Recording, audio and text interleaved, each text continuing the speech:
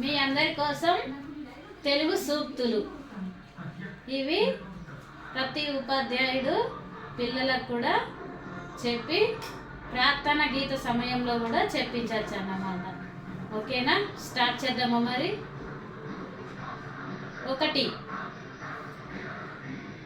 పేడ దిబ్బపై ప్రకాశించిన సూర్యకిరణాలు మాలిన్యం కానట్లే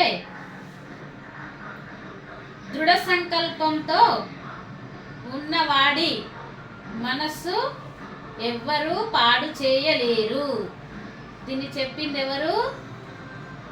స్వామి వివేకానంద. స్వామి వివేకానంద. 2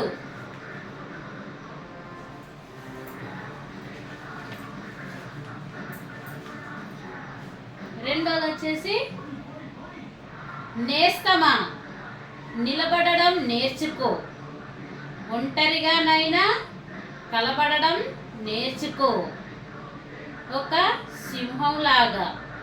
అప్పుడు నీవు ఎక్కడైనా బ్రతకగలవు మహారాజులాగా. బాగుంది కదా ఈ కొటేషన్. దీన్ని చెప్పింది డాక్టర్ పద్మావతి కొనగంటి పద్మావతి గారు ఈ కొటేషన్ చెప్పారన్నమాట. 3 పేదల కన్నీళ్లు తుడవటమే నా జీవిత లక్ష్యం. ఈ కొటేషన్ చెప్పింది ఎవరు? జవహర్లాల్ నెహ్రూ. 4 జీవితాన్ని ఆస్వాదించు, గెలుపు నీ స్వంతమవుతుంది. జీవితాన్ని ఆస్వాదించు, గెలుపు నీ స్వంతమవుతుంది. జీవితాన్ని ఆస్వాదించు, ప్రతి క్షణాన్ని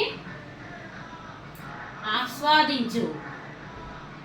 ప్రయాణంలో ఉన్న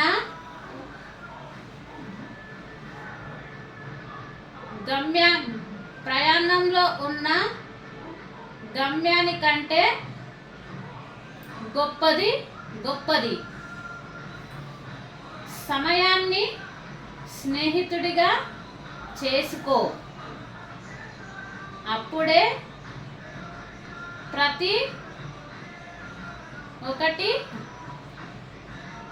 ప్రతి ఓటమిని గుణపాఠమవుతుంది. ఏమంటారు? ప్రతి ఓటమి గుణపాఠమవుతుంది. ప్రతి విజయం నీకు ఓ చేరువ అవుతుంది.